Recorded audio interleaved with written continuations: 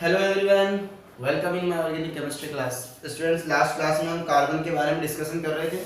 मैंने कार्बन की चारों वैलेंसी का अरेंजमेंट आपको बता दिया था कि टेट्राहेड्रल मैनर में कैसे ये अरेंज होता है। तो बच्चों, आज कार्बन की और भी प्रॉपर्टी के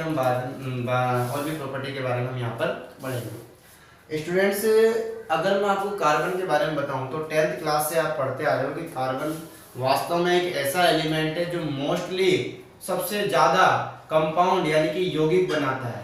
और मैंने आपको कल भी बताया था कि इसके पीछे दो रीजन है। एक तो इसका कोवलेंट नेचर यानी कि सहसंयोजी प्रवृत्ति, और एक होता है इसका केटनेशन यानी कि श्रृंखलन प्रवृत्ति। इन दोनों के बारे में आज आपको डिस्कशन करूंगा, ठीक है।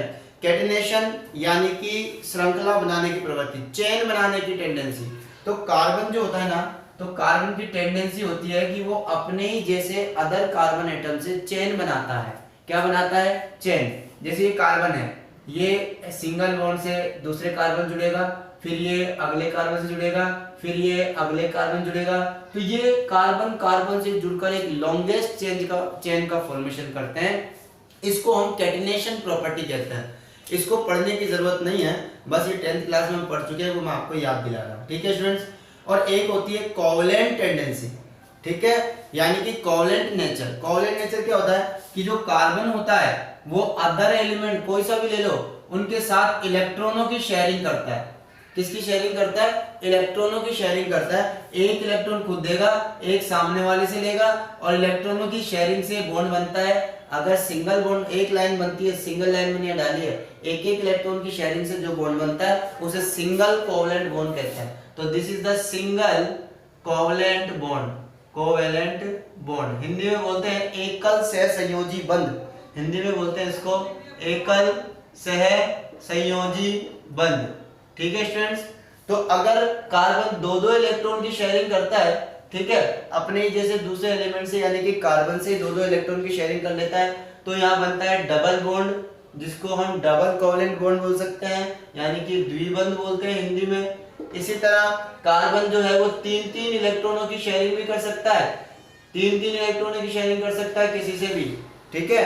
तो नाइट्रोजन के साथ तीन तीन इलेक्ट्रॉन की शेयरिंग कर रखी है यहाँ पर, तो इसे बोलते हैं ट्रिपल बॉन्ड, जो कि तीन तीन इलेक्ट्रॉनों की शेयरिंग से बनता है। तो इस तरह शेयरिंग करने से जो बॉन्ड बनता है वो कोवलेंट बॉन्ड होता है। और कोवलेंट बॉन्ड जो है वो तीन टाइप के होते हैं बच्चों, एक तो सिंगल बॉन्ड, एक डबल बॉन्ड और एक ट्रिपल बॉन्ड। आज हम इन्हीं के बारे में आपको बताते हैं। तो बच्चों, आज मैं लिखने जा रहा हूं कि कार्बन की जो होती है वो चार वैलेंसी होती है, चार संयोजकता होती है, ठीक है। तो कार्बन एटम हैज 4 वैलेंसी, या carbon is a tetra valence atom, ठीक है ना। तो carbon is a tetra valence atom, ठीक है। हिंदी में कार्बन एक चतुसंयोजी परमाणु है, या एटम की जगह मैं एलिमेंट लिखूंगा, एलिमेंट। तो कार्बन एक चतुसंयोजी यानी कि चार संयोजकता वाला तत्व होता है, ठीक है। तो कार्बन की वैलेंसी चार होती है। चार वैलेंसी का मतलब होता है कार्बन चार बॉन्ड बना सकता है। It means it can form ये बना सकता है 4 टाइप्स, ठीक है ना। It can form 4 covalent bond, ठीक है। तो ये चार कोवलेंट बॉन्ड बना सकता है। कितने बॉन्ड? चार। कितने बॉन्ड बनाएगा ये? 4 कोवलेंट बना सकता है। तो यह चार सहसंयोजी बंध बना सकता है, चार सहसंयोजी बंध बना सकता है, ठीक है ना। और वो भी कितने टाइप से? 4 टाइप से, 4 प्रकार से, ठीक है। तो देखिए कैसे कैसे बनाता है, मैं बता रहा हूँ चार प्रकार। ये कार्बन है, या तो चारों सिंगल होंगे तो 4 सिंगल बॉन्ड, ठीक है बच्चों। हिंदी में लिख दूं 4 एकल बंध, तो चारों या तो एकल बॉन्ड होंगे, पहली कंडीशन। कंडीशन 2 हो सकता है 2 डबल बॉन्ड आ जाए। अभी देखो 4 ही हो रहे हैं। हमेशा याद रखना कार्बन 4 बंध बनाता है, ना 4 से कम ना 4 से ज्यादा, अंडरस्टैंड। तो अब वो 4 बंध कैसे कैसे बना सकता है, या तो 4 के 4 सिंगल बॉन्ड बनाएगा, या फिर 2 डबल बॉन्ड बनाएगा, तो 2 डबल बॉन्ड। ठीक है, देखिए जो लाइन होती है ना, ये लाइन अगर 2 लाइन एक साथ खींची जाए ना तो ये डबल बॉन्ड होती है, तो 2 द्विबंध। ठीक है, या फिर एक ट्रिपल बॉन्ड और एक सिंगल बॉन्ड। तो यहां लिख सकते हैं अपन 1 triple bond and 1 single bond. एक त्रिबंध और एक एकल बंध, हिंदी में एक त्रिबंध और एक एकल बंध, तो भी 4 हो रहे हैं। चेक करिए 1 2 3 4। या फिर एक तरीका और है कि एक डबल बॉन्ड हो जाए और 2 सिंगल बॉन्ड हो जाए। ठीक है, तो एक यानी कि 1 डबल बॉन्ड और 2 सिंगल बॉन्ड। ठीक है, एक द्विबंध और 2 एकल बंध। And out. तो इस तरीके से कार्बन जो है वो 4 वैलेंसी शो करता है, इट मींस 4 बंध बनाता है और 4 प्रकार से बनाता है। ये एक स्पेशल प्रॉपर्टी है। और ये तो मैंने आपको बता भी दिया कि कार्बन अपने ही जैसे अदर कार्बन से भी चेन बना सकता है, लॉन्गेस्ट चेन बना सकता है। तो ये दोनों प्रॉपर्टी हम 10th क्लास से पढ़ते आ रहे हैं। लेकिन बच्चों यहाँ पर मैं इन बॉन्ड के बारे में एक नई चीज आपको बताने वाला हूँ, जरा ध्यान सुनेंगे, अच्छी तरीके से ध्यान सुनेंगे। देखो बच्चों, जो सिंगल बॉन्ड होता है, सिंगल बॉन्ड, ठीक है, यानी कि एकल बंध में, एकल बंध को हम सिग्मा बंध बोलते हैं। क्या बोलते हैं बच्चों? सिग्मा बंध। ठीक है, इसलिए यहाँ पर एक एकल बंध जो होता है उसमें एक सिग्मा बंध होता है, वो एक क्या होता है? सिग्मा बंध होता है। सिग्मा, सिग्मा का साइन है ये हाफ ने। देखिए मैं फिर से बोल रहा हूं, एक एकल बंध जो होता है, एकल बंध में एक सिग्मा बंध होता है। कौन सा बंध होता है? सिग्मा, सिग्मा बंध। इंग्लिश में भी सिग्मा ही बोलेंगे, इंग्लिश में लिख रहा हूं 1 सिग्मा बॉन्ड। ठीक है, और सिग्मा बॉन्ड को लिखने का तरीका कैसा है? 1 sigma, this is the sigma बंध। हाफ नेनल बनाएंगे, दैट इज सिग्मा। ठीक है ना, तो सिग्मा का साइन होता है हाफ नेनल। तो एक एकल बंध में एक सिग्मा बंध होता है। ठीक है, एक सिग्मा बॉन्ड होता है। इसी तरह हम बात करें डबल बॉन्ड की, एक डबल बॉन्ड आ जाए, एक डबल बॉन्ड आपके पास आ जाए, तो बच्चों द्विबंध की बात करें तो द्विबंध जो होता है उसके अंदर एक सिग्मा होता है और साथ ही साथ एक पाई भी होता है। एक सिग्मा होता है और एक पाई होता है। मैं बना के दिखा रहा हूं यहाँ पर, ये डबल बॉन्ड है आपका, इसमें एक सिग्मा है और एक पाई है। ठीक है, इसी तरह बच्चों जो ट्रिपल बॉन्ड होता है, एक ट्रिपल बॉन्ड की बात कर रहे हैं अपन, एक ट्रिपल बॉन्ड जो होता है यानी कि त्रिबंध, ट्रिपल बॉन्ड को हिंदी में त्रिबंध बोलते हैं। इसके अंदर एक सिग्मा होगा लेकिन 2 बंध पाई बंध होंगे। तो ट्रिपल बॉन्ड में बनाऊं तो एक सिग्मा होते हैं और 2 पाई बंध होते हैं, ये आपको ध्यान देना। ठीक है, सिग्मा और पाई बंध, it is the very very important, sigma और पाई बंध। अब बच्चों हम ऑर्गेनिक कंपाउंड में यानी कि कार्बनिक यौगिक जब बनाते हैं तो कार्बन की वैलेंसी को हाइड्रोजन के थ्रू पूरा करते हैं। हाइड्रोजन एक ऐसा एलिमेंट है जो एक एक इलेक्ट्रॉन से ज्यादा की शेयरिंग नहीं करता। याद रखें, एकल बंध एक एक इलेक्ट्रॉन के साझे से बनता है, द्विबंध 2-2 इलेक्ट्रॉनों के साझे से बनता है, त्रिबंध 3-3 इलेक्ट्रॉन के साझे से बनता है। वापस सुनेंगे, एकल बंध 1-1 इलेक्ट्रॉन की शेयरिंग से बनता है, डबल बॉन्ड 2-2 इलेक्ट्रॉनों की शेयरिंग से बनता है, ट्रिपल बॉन्ड 3-3 इलेक्ट्रॉन की शेयरिंग से बनता है। शेयर करना, साझा करना। ठीक है, तो इस चीज को ध्यान में रखते हुए अब हम इसके आगे कंपाउंडों के बारे में बताते हैं कि आखिर ये सिग्मा और पाई बंध का क्या लेना देना है, कि सर आपने हमें ये क्यों सिखाया। तो बेटा ये बहुत ही इंपॉर्टेंट चीज मैं आपको बताने वाला हूं, बिकॉज यहाँ पर सिग्मा और पाई बंध से हम इस कार्बन की संकरण अवस्था भी ज्ञात कर सकते हैं, किसी भी कार्बन की। तो चलिए अब मैं आपको इसी में संकरण अवस्था भी सिखा देता हूं। हालांकि ये आपका चैप्टर अलग है संकरण वाला, लेकिन फिर भी थोड़ा बहुत मैं आपको यही सिखा देता हूं ताकि आपको आवश्यकता पड़े तो आप कर दो। ठीक है, देखिए बच्चों, मैं एक कंपाउंड बना रहा हूं, सबसे इजी कंपाउंड बना रहा हूं, मेथेन। ठीक है, सबसे इजी, ये सब जानते हैं, 10th क्लास में पढ़ते आ रहे हैं। एग्जांपल ले रहे हैं हम मेथेन। मेथेन का फॉर्मूला CH4। ठीक है, ये मेथेन है बेटा। मैंने ये खोल के लिखा है मेथेन को, इसे कहते हैं संरचना सूत्र, स्ट्रक्चर फॉर्मूला। तो दिस इज संरचना सूत्र हिंदी में, और इंग्लिश में बोलते हैं स्ट्रक्चरल फॉर्मूला। ठीक है, तो स्ट्रक्चर फॉर्मूला क्या होता है, जिसमें एलिमेंट को, एक एक एलिमेंट को बिल्कुल एक एक बॉन्ड के साथ शो किया जाता है। बिल्कुल एकदम सारी चीज, एक एक चीज खोल के दिखाई जाएगी। ठीक है ना, हर एक बॉन्ड खोल के दिखाया जाएगा, हर एक बॉन्ड को दर्शाया जाएगा, हर एक एलिमेंट को दर्शाया जाएगा। उस फॉर्मूले को हम बोलते हैं स्ट्रक्चरल फॉर्मूला। लेकिन अगर मैं इसको केवल नंबर से शो करूं, फॉर एग्जांपल मैं CH4 को लिखूं, कार्बन कितना है इसमें 1, ठीक है, और हाइड्रोजन कितने हैं इसमें 4, तो CH4।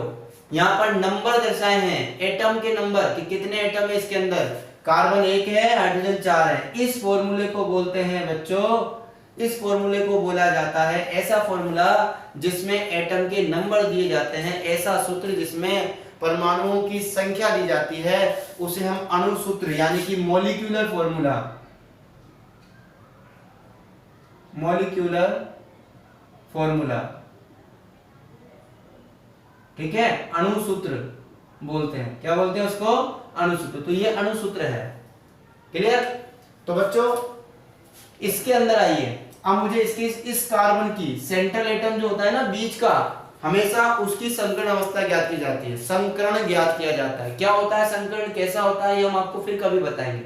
फिलहाल अभी आप ये ध्यान रखो कि संकरण कैसे निकालते हैं।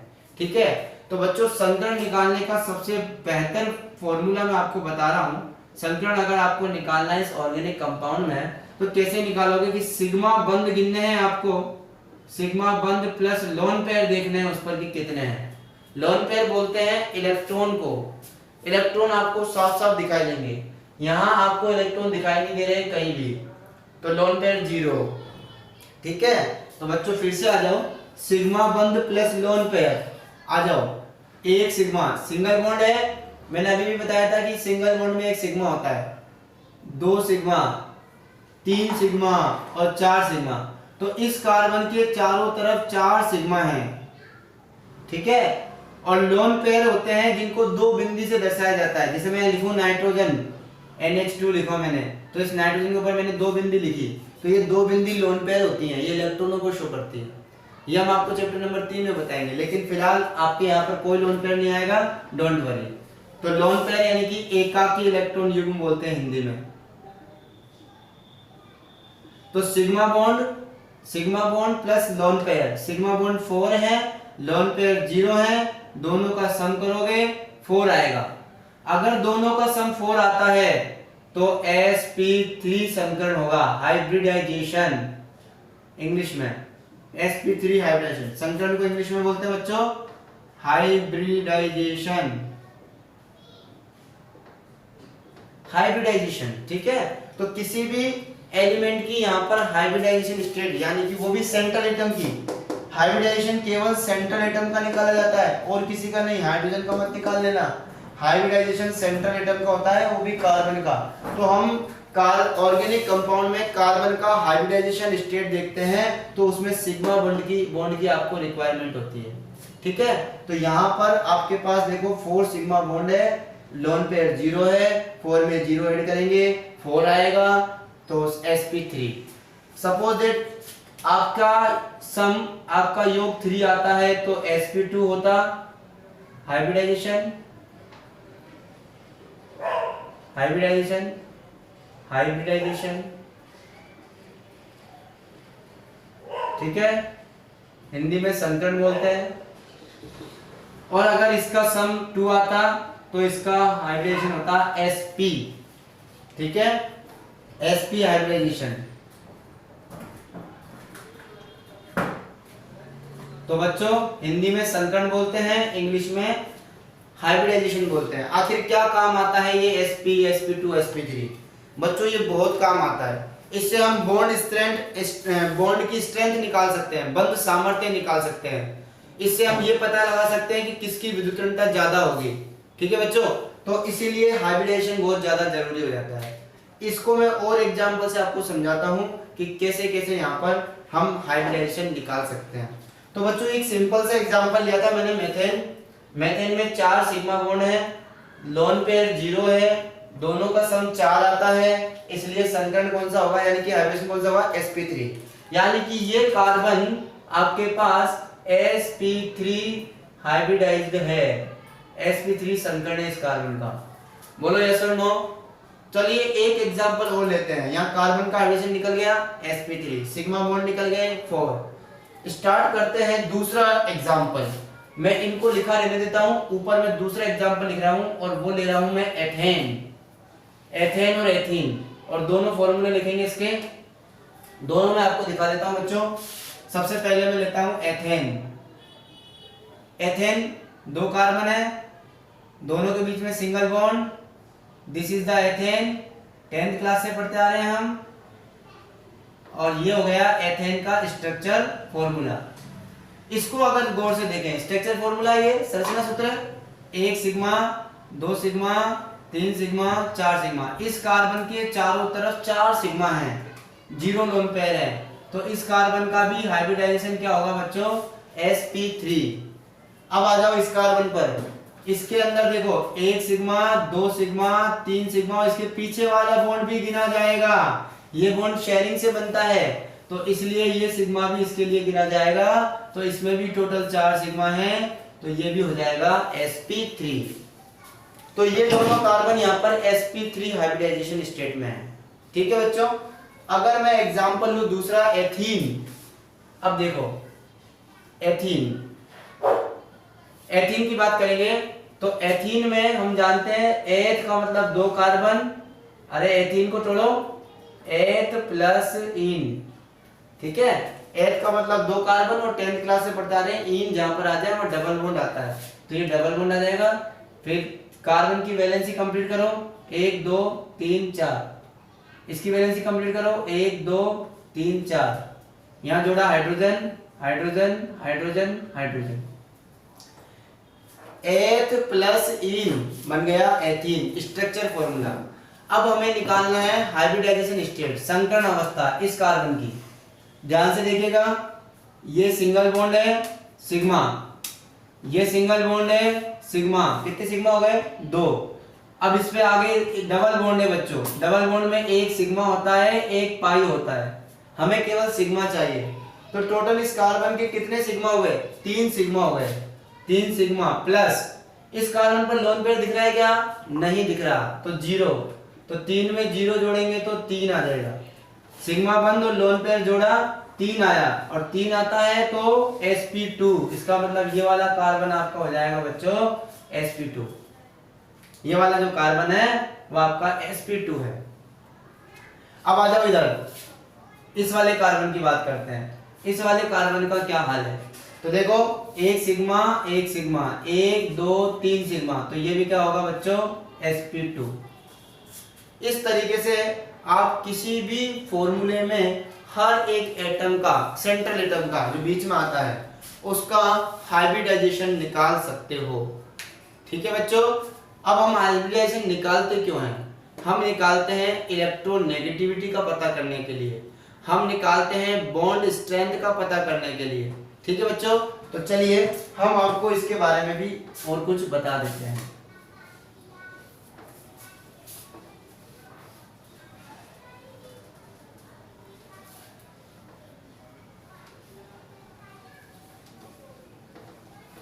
चलिए सब बोर्ड पे देखेंगे। हमारा पहला हाइब्रिडाइजेशन था, फर्स्ट था हमारा sp3। गौर से देखेंगे, बिल्कुल मैं जो चीज बता रहा हूं इसके अंदर हम निकालते हैं प्रतिशत, परसेंटेज, s लक्षण, कैरेक्टर, कैरेक्टर,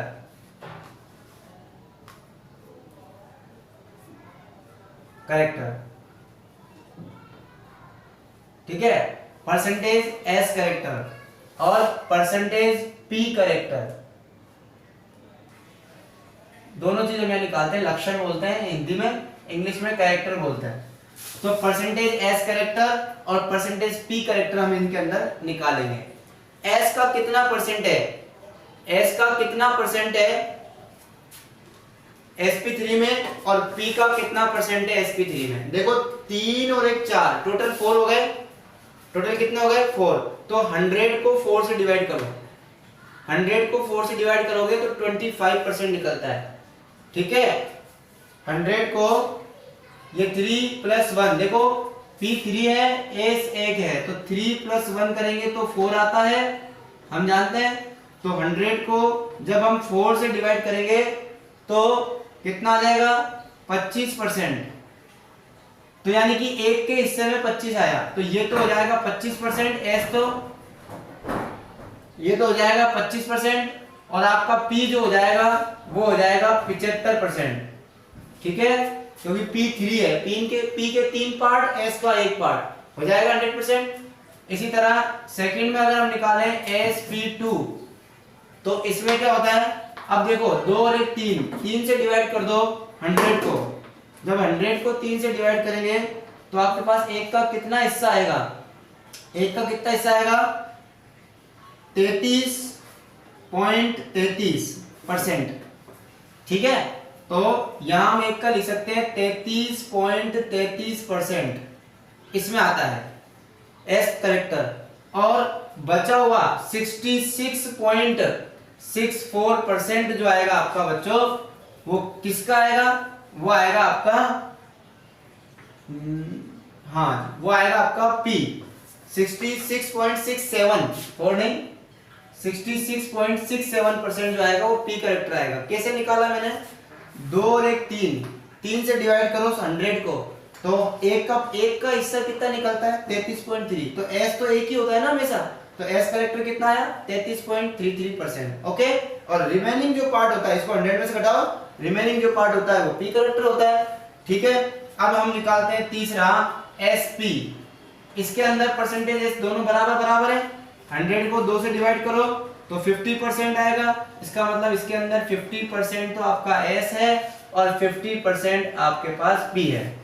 तो बच्चों ये थी हमारे S कैरेक्टर निकालने का तरीका, जो मैंने आपको बिल्कुल आसानी से इजी वे में समझाया, ठीक है। अब बच्चों यहां पर परसेंटेज S कैरेक्टर जिसमें जितने ज्यादा होते हैं, परसेंटेज S कैरेक्टर जिसमें जितने ज्यादा होते हैं, ठीक है, तो ये डायरेक्टली प्रोपोर्शनल होता है एक तरीके से बॉन्ड स्ट्रेंथ के, बंध सामर्थ्य, बंध का मजबूती, बंध सामर्थ्य इंग्लिश में बोलते हैं बॉन्ड स्ट्रेंथ। बंध उतना ही क्या होगा, उतना ही, देखो जितना शॉर्टर होता है ना बंध उतना ही मजबूत होता है, तो बंध सामर्थ्य बॉन्ड स्ट्रेंथ, ठीक है, बॉन्ड उतना ही ज्यादा क्या होगा स्ट्रॉन्ग हो जाएगा, और बॉन्ड लेंथ भी उतनी ही ज्यादा, देखो जितने ज्यादा परसेंटेज एस कैरेक्टर होंगे बॉन्ड स्ट्रेंथ उतनी ही ज्यादा होगी। लेकिन बॉन्ड लेंथ की अगर हम बात करें तो परसेंटेज एस कैरेक्टर में इनवर्सली प्रोपोर्शनल होती है बंध लंबाई, बॉन्ड लेंथ इंग्लिश में। तो देखो जो जितना छोटा होता है उतना मजबूत होता है, परसेंटेज एस कैरेक्टर इसमें ज्यादा है एसपी में, तो जिस कार्बन की हाइड्रोजन स्टेट एसपी आ जाएगी उसका जो बॉन्ड होगा वो छोटा होगा, साथ में बहुत स्ट्रांग होगा, ठीक है बच्चों। तो ये परसेंटेज एस कैरेक्टर यहां से निकलते हैं। साथ में electronegativity, percentage S character is directly proportional to विद्युत ऋणता, ठीक है, यानी कि इलेक्ट्रोनेगेटिविटी, जिसमें परसेंटेज एस कैरेक्टर जितने ज्यादा आएंगे उतना ही ज्यादा इलेक्ट्रोनेगेटिव होगा। तो चलिए बच्चों मैं एक एग्जांपल से इसको क्लियर कर देता हूं। ये लिया मैंने ethyne CH triple bond CH, खोल देता हूं मैं CH को, ये लीजिए, इसको भी खोल देता हूं, ये लीजिए। अब मुझे कार्बन की हाइड्रोजन लेना देना नहीं है, तो आपके पास 2 सिग्मा आ गए, 0 लोन पेयर आ गए, ठीक है, लोन पेयर 0, टोटल सम आएगा 2, तो आपके पास आएगा sp। तो इसलिए इस कार्बन की हाइब्रिडाइजेशन स्टेट sp होगी और इसकी भी हाइब्रिडाइजेशन स्टेट sp होगी, समझ गए। तो इसका मतलब ट्रिपल बॉन्ड जब आ जाए तब sp आएगा, और ट्रिपल बॉन्डेड वाला जो कार्बन होता है उसकी इलेक्ट्रोनेगेटिविटी भी ज्यादा होती है ठीक है, वो उसकी बॉन्ड लेंथ उतनी ही कम होगी, यानी कि ट्रिपल बॉन्ड उतना ही छोटा होता है, ठीक है, और वो बॉन्ड स्ट्रेंथ उतनी ही उसकी ज्यादा होगी, तो ट्रिपल बॉन्ड उतना ही ज्यादा स्ट्रांग होता है। अंडरस्टैंड? तो बच्चों इस तरीके से हम परसेंटेज एस कैरेक्टर से सीखते हैं। तो अब आपको बच्चों अपनी बुक में से सिग्मा और पाई बॉन्ड, ठीक है, ऐसा जो है आपका क्वेश्चन दिया होगा, वो आपको सोल्व करना है 12.1। उसमें सिग्मा और पाई बॉन्डों के नंबर निकालने हैं, संख्या निकालनी है कि कितने सिग्मा है कितने पाई है। और इसके बाद हम मिलते हैं बच्चों नेक्स्ट क्लास में नेक्स्ट वीडियो के साथ, नए टॉपिक के साथ। Thank you so much, goodbye and take care.